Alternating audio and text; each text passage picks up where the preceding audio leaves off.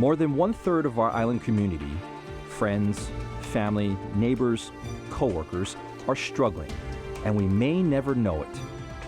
They're unable to make ends meet, and they're not even dealing with a temporary setback.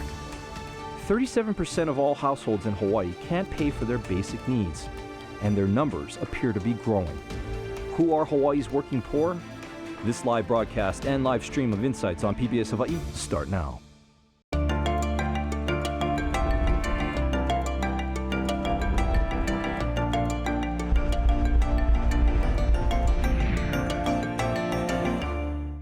Aloha and welcome to Insights on PBS Hawaii. I'm Yanji Denise. A study of financial hardship in Hawaii was recently released as a call to action to help identify those in our community who personify the acronym ALICE, or the Asset Limited, Income Constrained, and Employed. The report examines the basic American belief that if you work hard enough, you can support your family. The findings suggest that is not the case for approximately 165,000 households in our island state. The study also debunked some long-held stereotypes and assumptions about those who provide financial support for their families but could be considered working poor. Tonight, our guests help to bring awareness about a group that is often overlooked but struggles daily just trying to get by. We look forward to your participation in tonight's show. You can email, call, or tweet your questions, and you'll find a live stream of this program at pbshawaii.org and on the PBS Hawaii Facebook page. Now to our guests. Connie Mitchell is the Executive Director of the Institute for Human Services. Norm Baker is the Chief Operating Officer of Aloha United Way. Nani Medeiros is the Executive Director of a nonprofit organization. She's also a single mom with one child, here to share her own financial challenges. And Zijun's parents are immigrants with looming debt as the family struggles financially, living paycheck to paycheck. Welcome, all of you. We thank you all for joining us tonight. We have a lot to discuss. And Norm, I want to get right to this study. Tell us, first of all, why it was commissioned and what you're hoping to bring to light. We commissioned it because we were concerned that that group of our population that is above poverty level but below a self-sufficient kind of income was underserviced in the community, and their needs and the requirements to move up and become financially sustainable are just unknown. And we wanted to figure out how we could, as Aloha United Way, start to help them. When we look at the numbers, and I want to grab that first graphic just to dive right in, if you could tell us, who are we talking about here? The ALICE population are folks that are above federal poverty level and below about $73,000 in income for a family of four. The interesting thing I think about this chart is that the ALICE families have not recovered from the recession. The graph starts, or the charts start with 2007 and brings us forward to 2015. And you'll see that throughout the recession, families fell from either self-sufficiency into ALICE or ALICE into poverty. And right now, there's about 7% of the households in Hawaii that fell into the ALICE population or federal poverty level population and have not recovered. Now, 7% doesn't sound like a lot, but 7% represents 31,500 households in Hawaii. Those folks are living paycheck to paycheck. You know, when I look at those numbers, what strikes me is that we're talking about nearly half of our population here in our island state either living at poverty level or just above. The actual percentage is 48%. There's 11% of our population in poverty and then 47% or 37% in ALICE. You know, Connie, I wonder if you can jump in on this. Your agency is serving folks who are really often, right at that poverty threshold. But that second tier, how many of those folks do you see come in and out of your agency? We also see some of the ALICE population because we have housing programs that are for people in housing crises. So if someone just lost a job and they are falling behind in rent and experiencing eviction at this point, they may have been housed for a long time and they're now experiencing a housing crisis, and we're there to help them as well. So, people think of us as only helping homeless people, but the people who are just becoming homeless or the people who are at risk for homelessness really are people that we serve also. You know, Nani, before we started this, our show tonight, we were talking in the green room, and we asked you to come tonight to sort of share your own personal experience. And what struck me is that, you know, you work full time, you work very hard, as you said, but you're right at the top of that graph. Tell us about that. So, yeah, I guess I am at that higher end of the spectrum, and I don't think it all. I sometimes think of myself as struggling month to month.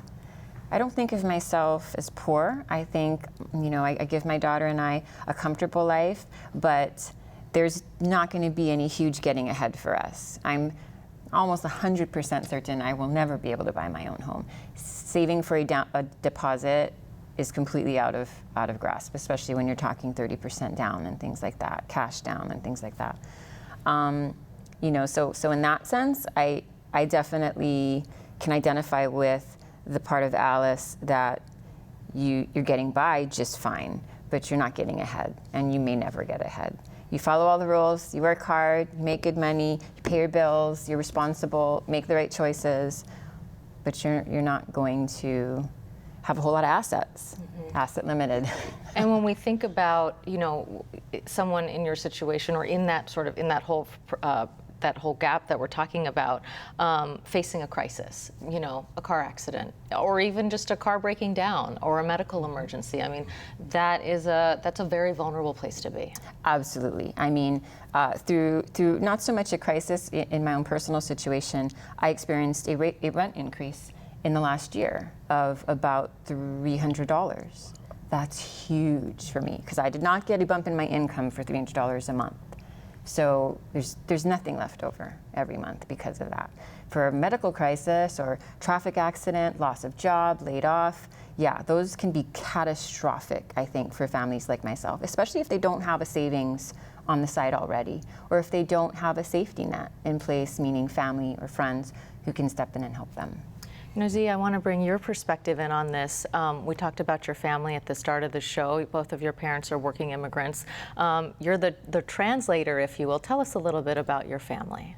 My family came to Hawaii around 2003. They tried learning English, but they couldn't learn the language, so they had to find jobs that doesn't require it. My dad works as a cook, and he goes to work 6 days a week and hardly gets any time off to spend with the family. My mother, she works odd jobs around Chinatown helping people because she can't interact with too much English speakers. And our family, we get by month, like we live basically paycheck to paycheck. Any money my dad and my mom makes, I see it pretty much disappear by the end of the month, paying bills, buying food, and paying for necessities, and hardly any goes into saving. And that's very scary, because when you have things such as accidents, or for example, my dad's motorcycle, his vehicle of transportation was stolen. When things like that happen, we have to tap into our bank account for money to pay for a new vehicle. And when that happens, because of how we're living paycheck to paycheck, that like the amount in the bank doesn't go up, it only goes down. I want to bring in a graphic, I think it's graphic number 6, that sort of illustrates a lot of what we're talking tonight. And that's an informal poll that we did on our Instagram page earlier today, which is asking, do you know anyone who would be considered working poor? 96% of you, and of course this is unscientific because this is Instagram, answered yes. And you know, Norm, when you're hearing both Nina and G talk about their own personal experiences around this, this is people that we know. You know, it's the people that make our life what it is. It's the folks that are waiting on us, the people that are working in retail stores, fixing our cars, helping us when we're at the hospital. It's the folks that make our life what it is, and yet they're, as both of our other guests have said, living paycheck to paycheck, can't get ahead, can't put money aside to progress. Connie, what does that do to someone if they have that kind of stress constantly in their lives? Well, I think it's very, very difficult to feel confident about your future. It takes away a lot of motivation, for doing more, because often when people try to do more and they don't see the benefit of it, they decide, well, it's really not making a difference. And so if a person before could work a second job and really felt like it made a difference, then wow, they would go after a second job. But nowadays, I think a lot of people feel like even when they take that second job, it's not really quite doing the trick in terms of really giving them an extra, in their life or their family. So a lot of motivation begins to wane away. G, we were talking earlier, you were saying that your father had gotten a raise, but then that had actually a negative impact on your family. Tell us about that. So he's gotten a raise after getting a new position in Chinatown as a cook. The raise is really nice. The family's happy about it, but later on we realized because of the raise, some benefits that we were getting actually was taken away, and we no longer receive those benefits. And in that case, our total household income decreased despite my dad working hard every day and earning that raise that we were so happy about originally. Norm, how common is that? It is far more common than you would ever know. Many of the government assistance programs have cliffs, and you hit a certain income and you are locked out of the program. And what happens is people lose a benefit, much like Z has described, and they're actually going backwards by progressing. And the real problem with that is the situation that the way it exists is incentivizing people to remain on support programs, where the system ought to be set up so it incentivizes somebody to continually increase their income. People are making wise choices. In this case, if Z Jun's father had known that, he might have turned down the raise. And that would have been a very wise choice for his family. I want to bring in the audience, and of course, remember, you can call in, tweet us, or leave a message on Facebook. Jason from Honolulu says tonight, they could change this easily by making laws that high-rise apartments must have a number of sliding scale rental rooms. The state has a lot of property. They could develop and build their own high-rise sliding scale apartments. With a lot of these issues, of course, the issue is housing. You mentioned in your own case the rent going up. Is there a solution that you see when it comes, what do you think about this idea? How long is the show? I think there are absolutely solutions out there. I will say it's not as simple as Jason lays it out to be. Do we need a variety of housing options at different price points? Absolutely. And just starting with that, a variety of housing options means, if we're calling in the government, opening up your mind to the idea that not everybody's going to be able to have a single family home, not everybody's going to be able to have a condominium, high-rise, walk-up, what have you, limited land supply. We're on an island, right? So things that maybe 20, 30 years ago no one ever thought we'd have in Hawaii, we now might have to consider. I think tiny homes are an excellent possibility, especially for a generation that doesn't value so much space and items and materialism as the previous generations have. Things like container homes, different kinds of districting that we haven't considered yet, different kind of financing options that we haven't considered yet. I personally do not believe government should be the solution to the problem of housing. I do not believe government should regulate the housing market. But I think together, government, which does have a certain responsibility, I think, to its citizens on certain levels, and the private sector can work together and come up with a solution. I wish we've seen it. I'm disappointed in what we have seen. I can say, I've spent almost 20 years in public policy. I'm doing nonprofit work now, but I've had enough experience to know the answers are there and the solutions are there. We need the political will to get it done.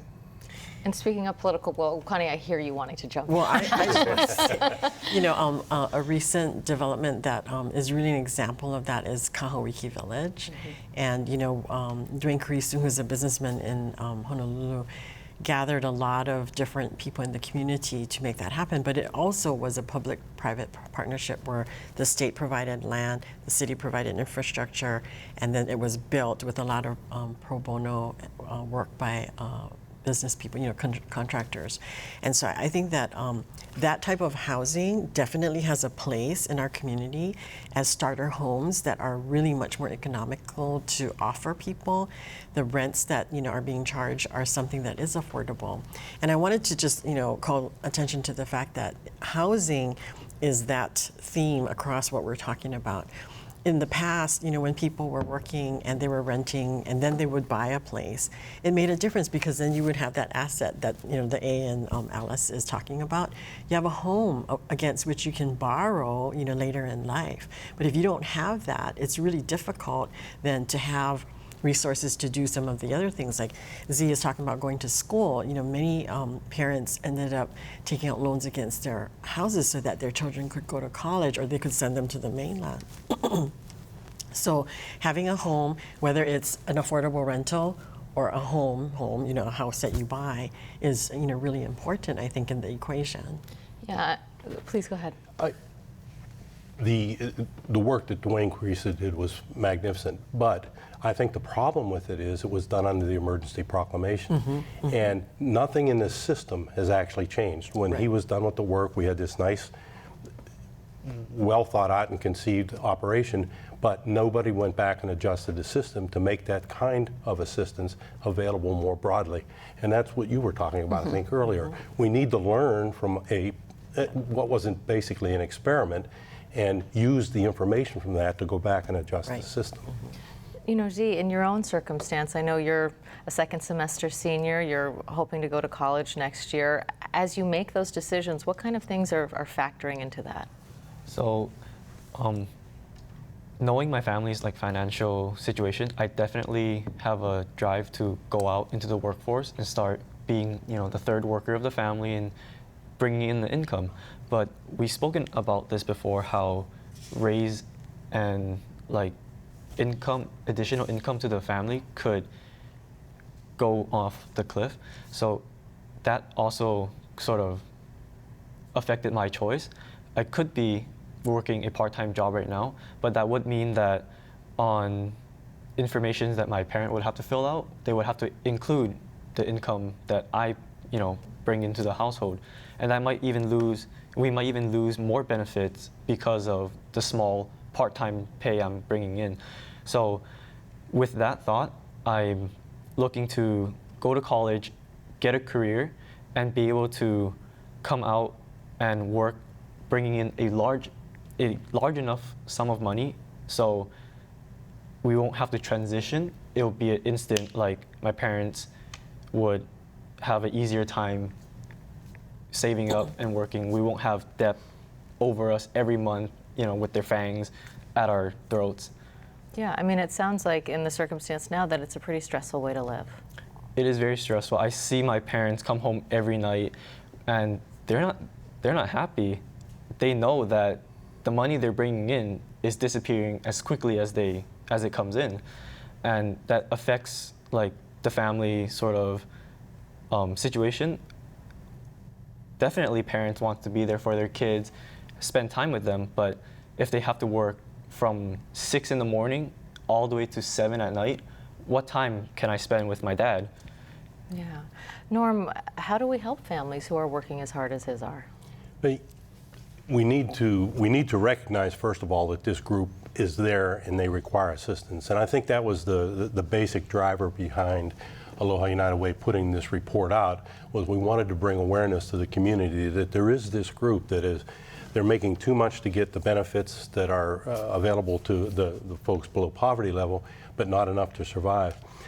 Now we need to take that information that we've gotten from this report and adjust. And Aloha United Way, for one, is going to adjust our future funding programs to focus our attention on this part of the population. We will continue, obviously, to maintain crisis services. We do that all the time anyway. But in the future, we're going to turn our focus with the remaining dollars on the Alice population. Well, I want to get into a few more of those numbers. If we could Yeah. go to graphic number 3, it's also in your packet there. Yeah. And these are families with children by income in Hawaii, married families, single female-headed households, and single male-headed households. What can you tell us about this graphic? This graphic actually is one of the more concerning in the whole report, because what it says is if you are a female head of household with children, your chances of being in the Alice population are 5 out of 6. And we heard from Nani earlier, she's exactly in that population, right? The other part of it is we don't think much of male-headed single parent families with children. They're not quite as prevalent, but they're far larger than most of us realize. In both cases, when their children are younger, the overwhelming problem is childcare. They don't have childcare, they can't work. They can't work, they can't live. And so this is a group that we think we need to really focus some attention on. You know, Nani, these numbers are representing where you stand right now. Tell us about, when you see that graph, what you think about. Well, I mean, I was surprised when I heard from Norm that that was the case, and then of course, yeah, I went, oh my gosh, that's me. It's surprising, you know. When I first met Connie, I think, and this was back when I worked in the lingual administration, and at that time, the fastest growing population of Hawaii's homeless were single mothers. And that was one of the reasons the issue of homelessness took to me so personally, because I thought, oh my God, that could be me. And I kind of, when I, you know, found out this information, feel the same way, you know. So I will probably become very active in supporting your Alice efforts in the next 5 years. You know, but I think, generally speaking, single moms are a growing segment for a variety of reasons. I personally, you know, blessed by the example that I had as a parent. You know, I was raised by a single father, and at the end of it all, the bottom line is family first. He always put us first. That was my example. And so that is how I parent. My daughter comes first. Every decision I make, it is with her in mind. Norm mentioned childcare. I made sure she had childcare. I made sure she went to preschool. And it just so happened where I was in my career at the time, I was very involved in the Early Childhood Education Initiative moving through the legislature. So I knew how important early child education was and thought no matter what, first keep the roof over our head, 2, she goes to school, she eats, you know, and all those other basic necessities. But I know there are so many more people out there that don't have that benefit, whether it's because they didn't have that modeling or they don't have the resources that I have. Because again, I realize I'm on this other side of the Alice spectrum. But it's just kind of like, really? Yeah, well, the need for childcare obviously is so great. We don't have public preschool in Hawaii. That's making a big impact on these families. And I think what I wanted to say was that, you know, the Alice report is great and it just came out, but it's using data from 2015 and 2016. And when I looked at the numbers, I said, oh my God, those numbers have gone up. I mean, in terms of the cost of childcare and the cost of housing, just in 2 years, it's just gone up so much. And when you look at the increases in wages, it hasn't gone up as much percentage-wise. So we're falling even further behind when you really think about it. Right. So I think, you know, people need to know that this is a crisis and that we really do need to give very, very intentional efforts and intentional attention to it to just really do something about it. And I go back to housing. We got to do something about this housing crisis that we have. Norm, at the start of this, you talked about how these are the people who are all around us. And just to exemplify that, I wanted to see if we could pull up another graph here, and that would be 4A in our packet, occupations by employment and wage in Hawaii. We are talking about retail salespeople and waiters and waitresses, cashiers. Tell us about the kind of money that these folks are pulling in. I personally feel this is probably the most scary chart out of the whole report. If you look at this graph, or this chart, the top 7 occupations if you had both members of a two-parent household working, that household requires $36 an hour total to survive. And if you take two folks out of the top 7 occupations, add their salaries together, you don't get to $36 an hour. What that means is that's why folks have to have second jobs. That's why they have to be working evening. They have to work long hours like Z mentioned earlier. But I think the real problem here is a future one. If you look at this chart and you think about things like McDonald's has just announced that they're going to have stores now with nobody to take your orders. It's all going to be done electronically. Or almost every supermarket on this island right now has a self-checkout. Eventually, these jobs are the ones that are going to be automated away. So we're going to face a real challenge for the next 10 or 15 years, reskilling. These are over 100,000 people in our workforce right now, reskilling them just to be able to keep them in the workforce. Rick, adding to that, says this is caused by a low-wage, high-rent economy, not by quote-unquote lazy poor people relying on handouts. The same economic crunch drives much of the homeless that many full-time workers suffer in Hawaii. Connie, a lot of the folks that are getting services from IHS are in fact working homeless. Yes, that is correct. And when we, excuse me, when we opened Halemaliola, our Sand Island facility, we discovered a lot more people who were living in their cars, homeless, that were working. And that a lot of times it's really about getting that deposit for rent that they don't have to get back into housing. So there's a lot of different situations, where we are discovering homelessness has this whole spectrum as well. But certainly there are a lot more people that people never see and they never notice are homeless because they're hidden, but they're working and they're homeless. And a large percentage of those are children. Yes. Absolutely. Norm, how do we stack up against other states? Actually, Hawaii's combined federal poverty level and ALICE is 48%, and that is by far the worst in the country. The closest to us is New York at 44%, adding those two groups together. So it's another one of those things that you don't want to be a leader, but we certainly are. Right. Sindra in IAS Heights writes, it seems like a vicious cycle. In order to subsidize those who cannot pay, service providers keep raising the rates for those who do pay. Then those who no longer can afford to pay either leave Hawaii or join those needing to be subsidized, especially the elderly. How do we grow the pot? This is for all of you. Norm, where do we get this? Well, we certainly have to change the skill requirements for our jobs. I mean, right now, 67% of the jobs in Hawaii require a high school education or less.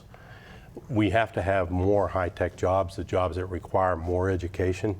And it's a chicken and the egg thing. Do you have the jobs and then you get the people, or do you bring the people in and hope that you grow the jobs? And I think that's where we're at right now, is we're starting. Zijun, a perfect example. He wants to go and learn computer technology, right? That's what we need. Now we need to make sure that when he comes out, there's a job. The other thing I think is that we need to set programs up where we know there's workforce requirements. There's a study about a year ago that said we need 150,000 pilots in the airline industry over the next 10 years.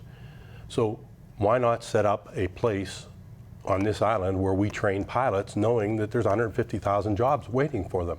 And there are many, many, many jobs like welders, electricians, plumbers.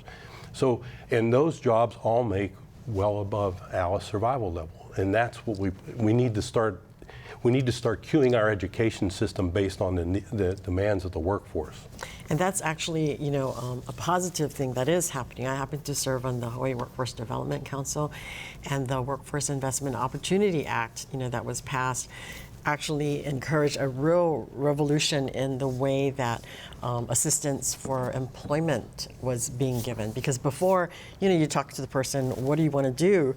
But no, you don't want to talk about what you want to do. You want to talk about what there are jobs for. And so I think there's much, much more intentional effort to engage our employers, the businesses, and ask, like, Norm says, what do you need? And then train people to actually go into those particular positions.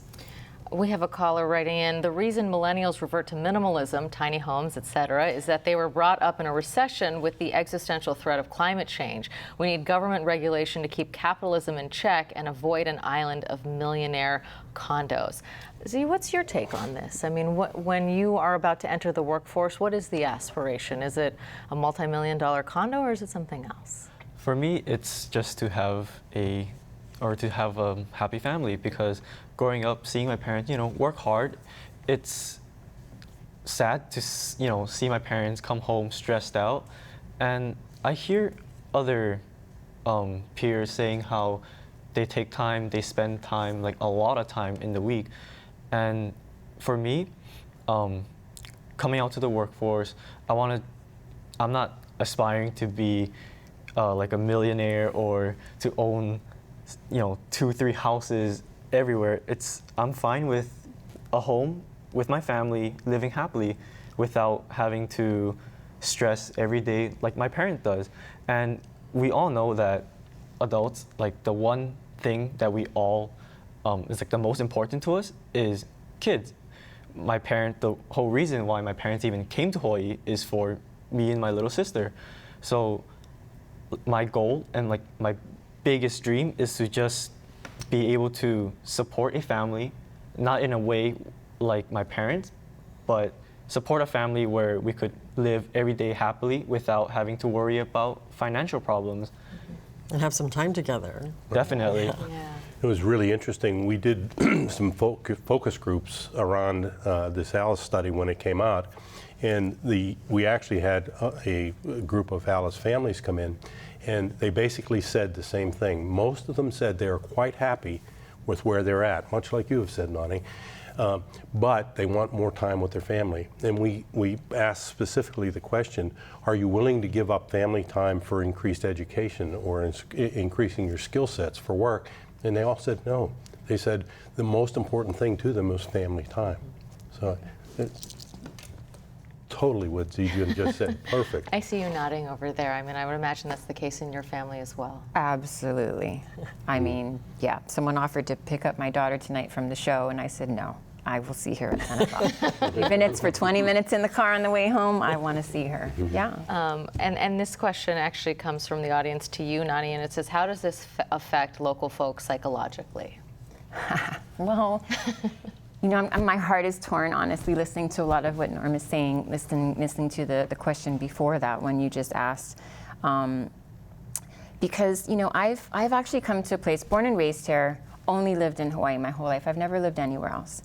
Part Hawaiian, but I've kind of come to a place in the last couple of years where I've accepted that I might not stay here forever. My daughter might not make Hawaii her home, and that's okay.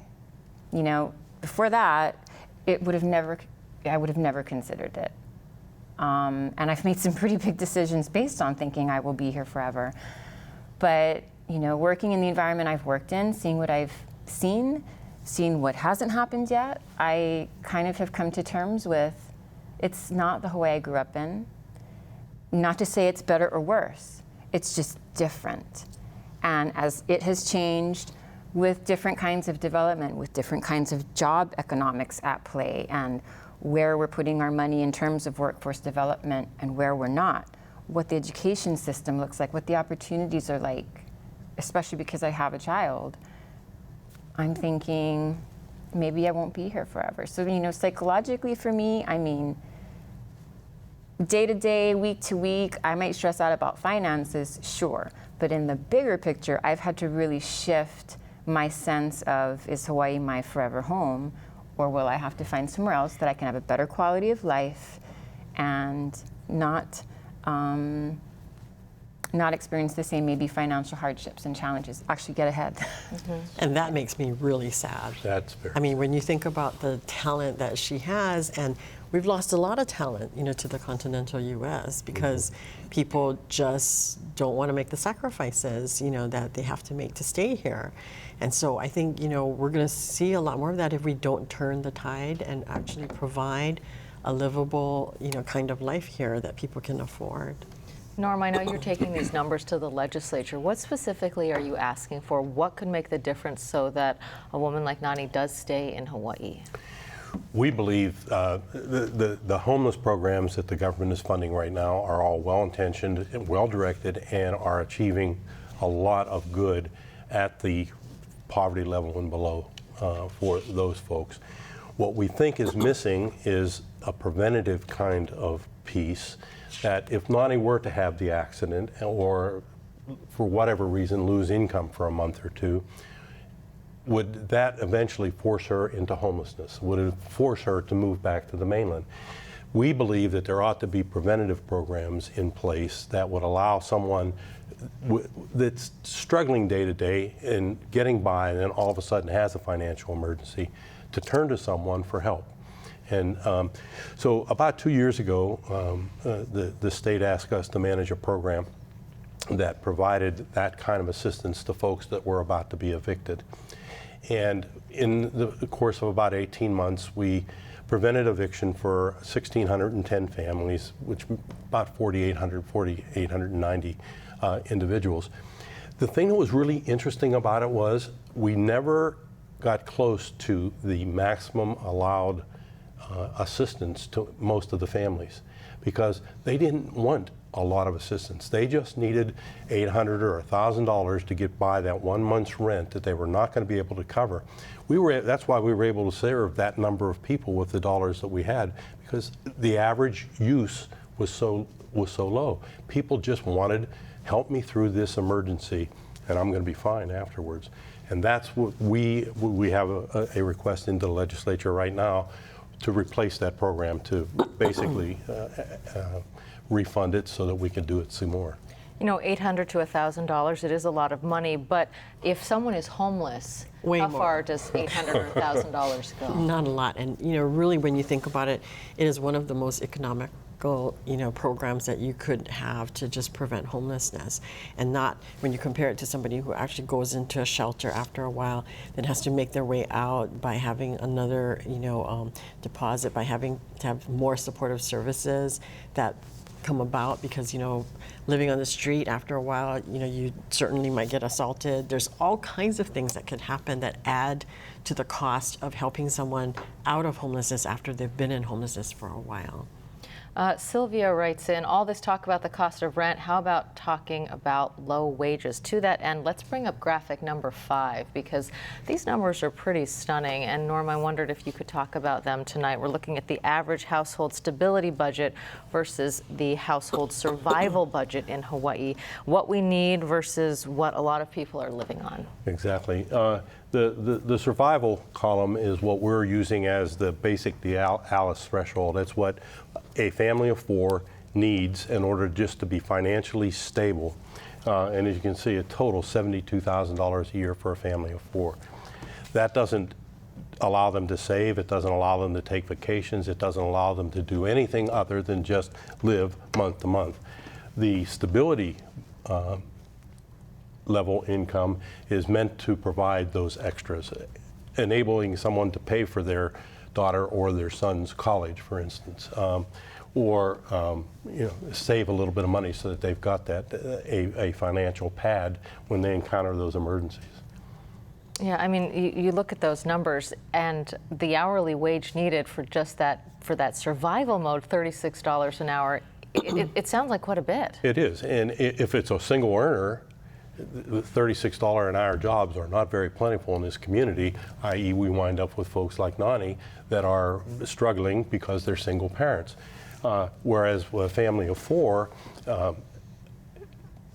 $72,000, how many jobs are there out there for that provide that?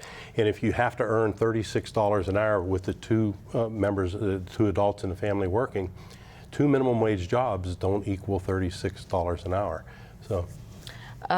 This caller, Alma from Kailua, says that she lives there and sees many homes being converted to vacation rentals and taking housing out of the available pool. Does the panel have any comment on this? I mean, I wonder, as a renter, how tough is it to get a home right now? Oh, hard. I mean, you know, but also, you know, there's I'll say 2 things. There's personal choice. I enjoy my personal choice to live where I want. and I choose to live in a neighborhood that works for me and my child. That's very important to me. So my monthly rent, and we spoke about this a bit more, the chart you just showed, the housing 2-bedroom was $1,362 a month. And I've already said that's really low. And the figures are from 2015. My rent is $2,500 a month. That's more realistic. So even that $72,000 a year figure that you get, it's higher than that now. So much higher. Keeping that in mind, so I think as just human beings, we have the right to choose where we want to live. I also think if you are a homeowner, you have the right to choose what you do with that home. If you want to sell it or use it as a vacation rental or a private sector renter, that is up to you. You've earned the right to do that by being able to purchase it. I mean, thinking about those numbers, though, $2,500 a month, ideally folks should spend, or the projection is about 30% of their income on rent. In Hawaii, I think that ratio is way out of whack. I mean, would you agree? Yeah, definitely. But I want to go back to the vacation rentals. I would agree that if you're actually doing a bed and breakfast and you want to do something with your own home, that is up to you. But very few, in the larger scheme of things, are actually, where you're renting a room, for the vacation rental. A lot of times it's the whole house. So there's a lot of housing that is being used for vacation rentals these days that really does diminish the number of housing opportunities for people locally. I mean, and you did bring up a good point. These are 2015 numbers. Things have changed quite a bit. You've seen rent definitely increase. Yes, and the other part about that rent is this is across the state. So this is an average of rents across all the islands. Oahu is by far the highest, and when we do have it by county breakouts, and Oahu was $1,800 plus at this time. The low was the Big Island, which is about $1,100. So the average is $1,362, but it's certainly much higher here. Well, and I know you did do a snapshot of all the counties. We want to bring up that graphic now, if we could. Looking at the 2015 point in time data there, tell us what we see here. Well, 48% is all of Hawaii averaged, but obviously it is different by county. Our friends over on Kauai enjoy the lowest percentage of Alice population at 43%, and unfortunately our friends on the Big Island are at 55%. And the other interesting part about the study is that it actually goes into communities and city level data. And so we don't have to just take the Big Island. In point of fact, Kau and I think it's Pahoa are the two highest Alice population communities in the whole state, with 3 out of every 4 households being Alice. So we can now pinpoint where the real problem areas are and where the real work needs to be done. See, we're talking about sort of a lot of bird's eye level stuff here about housing policy and what should be done. But I wonder, as someone who is living what we're talking about, what's made the biggest difference for your family in terms of security? Having different family members in Hawaii definitely helps. We can always look to them if, say, something big happened. For example, my dad had his motorcycle stolen a couple months back, and he had to, take money out of his bank account to purchase a car, but he didn't have enough, just not enough. So we look towards family members, asking if we could, borrow some money from them to be able to get my dad a transportation, a vehicle, so he can get to work. And when, family is a big thing in Hawaii, it's what we look, what my family turn to when things go south. Yep. Yeah, so that safety net by community. If someone is not lucky enough to have family members around, how do we all become that safety net? Connie, I wonder if you want to touch on that. Well, it's interesting because that is probably the number one reason why people become homeless, because there is no family to turn to. I think those of us who have family here, there is at least that part of the safety net available. But I think what you're talking about is, how do we become ohana when we're not blood? And I think that maybe we used to have it a lot more before, but I think that there still remains a lot of that here now in the Aloha spirit. But I think that because we have scarce resources, and people are going to start feeling like there's scarcity of things to share, that they're less willing to do that. And so I think for me, in my line of work, I've seen a lot of families break up and people become homeless because maybe they were taking care of their parents, but then when their parents died, the whole family decides, we need the money, we need to sell the house, so I'm sorry, you can't stay here anymore. And that person just doesn't have a place to live anymore. I mean, when we do look at these Alice numbers, if we're talking about basically half the population, surely there is a scarcity of resources. Yes. Nani, I wonder what's made the biggest difference for you, if it is family or what gives you the most security? Oh, definitely family. Yeah. We want to bring in the audience, of course. A 71-year-old caller is worried that she will be homeless soon.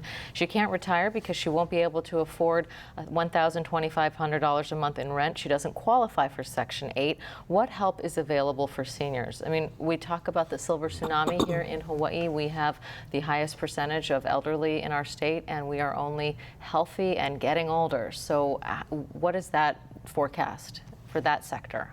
We're very, very worried about that part of the population. If you think back maybe 15 years ago, the issue was the meth and the drug problem. Fast forward, here we are in the middle of a homeless problem. I believe that if you fast forward another 10 or 15 years, you're going to be in the middle of a senior crisis. There's little services available for them. Many are on fixed incomes. We have got a pilot program going on right now that attempts to, we call it aging well or something like that. The idea is we start at 55 rather than waiting until 65. Start them at 55, get them into programs that keep them involved in the community, get them some health help along the way.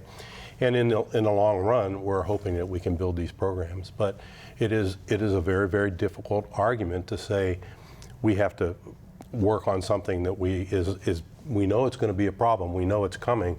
It's not quite that bad yet when you have a homeless problem that's right in front of us now. Very difficult to turn away from somebody on the street, even if you want to help somebody that is potentially there. Well, I dare say that time is already here, because I'm seeing a lot more seniors, that are becoming homeless as well. And in the last 6 years or so, at our men's shelter, we've had a 120% increase in the number of people that are over the age of 62.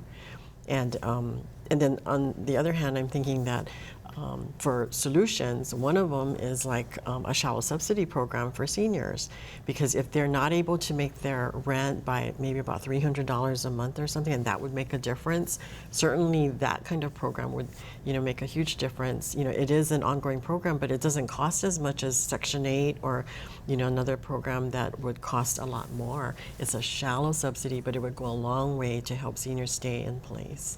And I think I'm sorry.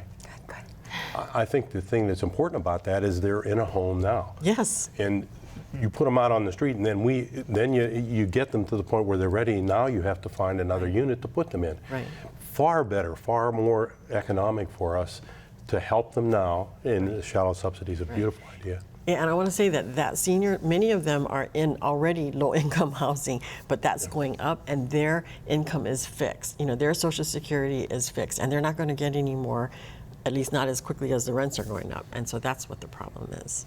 Sorry. You wanted to jump in. Yep. So to the caller, I was going to say, I'm assuming she's in market rate, because $1,250 sounds like a market rate. But there are senior housing projects that are available that she can look into. Mm-hmm. And then, of course, if she'd be open to public housing, there are also public housing units and the shallow subsidy income option that Connie talked about, which is a subsidy. But as far as housing options, there are government subsidized housing developments, basically, that are targeted for seniors, that are income based, and it caps the amount of rent that you pay. That might be helpful for her, or a public housing option. And if she needs more information, can I say she can call IHS, because I don't think you have my number. So. Or Catholic Charities. Or you can Google me and I'll help you, but yeah. But that's another real problem that we have too, is perhaps the caller is not aware that all of that assistance is potentially available to them. And the navigating of that system is very, very, very difficult. And so that's another thing we need to be I think, focusing on is helping people that need help find the right places. You know, Z, I want to bring you back in on this. Do you feel like your family was able to get the help that they, without you, obviously, as the translator, I think that probably a lot of the assistance that you get wouldn't be there. How easy or difficult has it been for your family to get the resources that are out there and available? It's hard. My parents don't know where to look for them. And me, I'm still a minor, and I hardly understand how everything is located. I'm translating for my parents. I'm helping them write their checks and stuff. But all I could really do is stress out about these numbers that my parents have. And I don't know how to, point them in the direction saying, maybe talk to this person for help. And we're just getting by.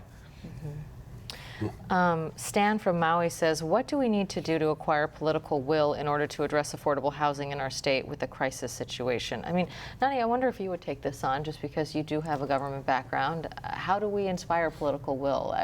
Politicians say they want to address these issues, but how do we actually get something done? By the tens of thousands, if not hundreds of thousands, people like us, people like him, need to make it happen. It's the human, capital, if you will. We're the ones who force political will. And we will be competing with dollars. We will be competing with people who donate large money, absolutely. But if really with our voices and our words, by the thousands, we'd have to do it, And it's not just speaking off the cuff and you have to know what you're talking about. So if you don't really understand how housing development works, how housing development finance works, how affordable housing development works, because that is a special animal, and how affordable housing financing works, educate yourself. And once you've gotten those things down and you know what your position is or what your thoughts are, get involved. There are a lot of organizations that are very involved in affordable housing policy efforts and trying to affect change through the legislative process. And there's a lot of opportunities and organizations that everyday people can work with. But I believe it's the thousands of everyday people that will get political will to happen. Norm, where do we go from here? I also want to back up and have you tell us a little bit about this study, who funded it, what you plan to do with these numbers in the future. Let me start with that. Very, very appreciative of Bank of Hawaii, Kamehameha Schools, and the Hawaii Community Foundation, each of which not only funded this year's study, but agreed to fund subsequent studies every 2 years so we can monitor that we are making some progress. And so for all of those folks, we're very, very appreciative, obviously. As where we go from here, like I said earlier, Aloha United Way intends to redirect an awful lot of its funding at this population. And I do believe the political will is a piece of this. And the political will I'm talking about is the political will to understand that there is a group of people in our community that don't qualify for the assistance that is currently available, but require just as much assistance as the folks below poverty level. We need to be able to step in and help somebody and prevent something rather than waiting until they become homeless and then have to solve that problem. See, what do you wish people knew about families who are in the circumstance that you shared with us tonight? I want everyone to know that families are working hard. They're providing for, the family. They're providing for their kids, and as hard as it might seem sometimes, and I see it on my parents' face, they come home stressed out, and I'm sure that's the same for a lot of families out there. All I could really say is that work, and all we could really do is keep working and getting by month and every month, and get that one day, like that one golden day of the month, like the family time to spend with the family and enjoy, being like together. Nani, I have the same question for you. What do you want people to understand about people in this ALICE demographic? We exist. We'll just start with that, yeah. And We're here. That is a good place to start. 50% of the population. I think attention should be paid. Yeah. Connie, we have about a minute left. I want to let you have the last word. What can we do to make sure that folks don't need the help of an agency like yours? How can we lift these folks up? I think, a couple of things have been mentioned tonight that I just want to reinforce. Norm mentioned that I think we need to reshape public policy, to just really reward people for working hard. We talked about this, earlier, and we need to look at how we can do that in a way that, really makes sense and it doesn't create those cliffs for people, when they do try to make more money. The other thing is that I really want to see the modification of regulations to fast track development of affordable housing. Government can do a lot, and we really expect them to do a lot more. I think that there's been a neglect over just scores of years, where people have not been probably paying enough attention to the fact that our inventory of housing has been diminishing every single year. If someone tonight is watching and they feel like they are on the edge of, of needing your services, how best can they reach out to you? They can just call 447-2800 and reach out, and we'll direct them to whichever program it is that they would need at this time. But I think, really, we encourage everybody in our community to read the Alice report. Really get yourself familiar with it, because I think it's really important for everyone to know about it. Okay, well, we have that available to you. Mahalo to all of you for joining us right now. We are showing you the link to the entire Alice report from the Aloha United Way so that you can access it on your own for review. Of course, we want to mahalo our guest tonight, Connie Mitchell, the Executive Director of the Institute for Human Services, Nani Medeiros, who shared her story as a working single mom, Norm Baker, the Chief Operating Officer for Aloha United Way, and Zijun, who shared his family's Alice story with us.